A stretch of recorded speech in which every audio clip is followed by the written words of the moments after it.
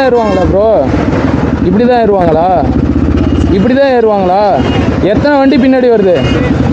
எத்தனை வண்டி பின்னாடி வருது? ஸ்கிட்டாகி தானே நிற்கிது வண்டி, ஸ்கிட்டாகி தானே நிற்கிது. விழுந்திருந்தா என்ன பண்ணுவீங்க? பின்னாடி எத்தனை பேர் வராங்க? இண்டிகேட்டர் போட்டு வண்டி வருதான்னு பார்த்து ஏறணும். வண்டி வருதான்னு பார்த்து ஏறணும். இண்டிகேட்டர் போட்டால் மட்டும் பத்தாது.